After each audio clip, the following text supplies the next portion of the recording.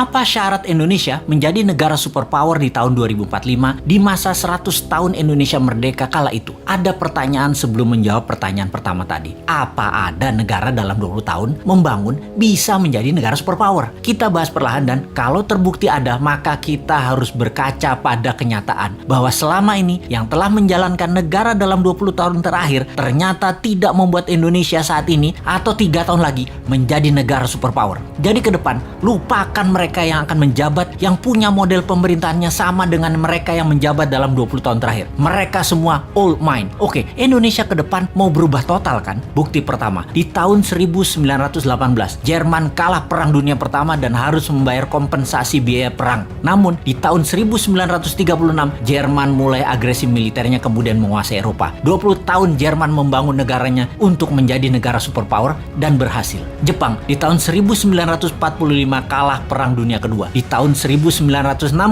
Olimpiade modern pertama di dunia diadakan di Tokyo. Dunia terkejut dengan kemajuan teknologi dan ekonomi Jepang hanya dalam 20 tahun. Itu bukti kedua. Tiananmen 1989, Tiongkok tumpah darah. Investor barat hengkang dari Tiongkok. Tiongkok di bawah Deng Xiaoping melawan dunia termasuk mengatakan Gorbachev goblok, dan sejak saat itu mereka menjalankan sistem moneter sendiri hingga di tahun 2008 Olimpiade Beijing. Dunia tersentak. Tiongkok menjadi negara sangat kaya hanya dalam 20 tahun. Ketiga itu terjadi dalam kurun waktu 20 tahunan membangun negaranya. Atau kalau kita mau tambah lagi termasuk bagaimana membangun Dubai, city country tersebut menjadi negara makmur hanya dalam 20 tahun. Kembali ke Indonesia. Bagaimana kita melihat Indonesia dalam 20 tahun terakhir? Siapa saja pemimpinnya? Apakah mau lagi dengan mereka-mereka dan orang-orang yang sepemahaman dengan mereka? Kita detailkan. Selama 20 tahun terakhir siapa yang menjabat? Mereka adalah 3 tahun Ibu Mega, 10 tahun Pak SBY, dan 7 tahun ini Pak Jokowi. Apakah dalam 20 tahun ini Indonesia seperti Jerman setelah Perang Dunia Pertama menjadi negara superpower? Apakah Indonesia menjadi negara maju modern seperti Jepang setelah Perang Dunia Kedua? Dan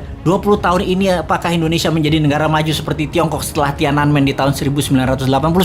Maka jawabannya adalah belum atau tidak tercapai sama sekali. Jauh dari cita-cita negara modern ala Jepang, negara kaya ala Tiongkok, negara superpower ala Jerman. Apa masalahnya? Karena memang tidak punya konsep bernegara yang mumpuni, yang terorganisir dalam jangka panjang dan kuat strategi bernegaranya baik di dalam dan di luar negeri. Kita tanya lagi, calon kandidat 2024 nanti, siapa yang punya konsep bernegara yang akan membuat Indonesia berdiri di atas kaki sendiri? Atau kita lihat lebih dalam, jangan-jangan kandidat yang ada hanya memirror 3 kandidat terakhir bernegaranya. Apakah sahabat mau ke depan dijalankan pakai cara deket-deket dengan model bernegara 3 presiden terakhir? Rasanya dapat dipastikan Indonesia akan stagnan jalan di tempat. Kita bukan menyalahkan 3 presiden terakhir tersebut, namun mereka sudah menjalankan negara menjadi seperti saat ini dan tetap utuh. Itu hebat. Namun ke depan kita ingin lebih berdaulat lagi, bukan? Beranikah bangsa Indonesia melakukan sesuatu yang baru, yaitu pilih yang bukan mirip-mirip rejim 3 presiden terakhir? Adakah kandidatnya?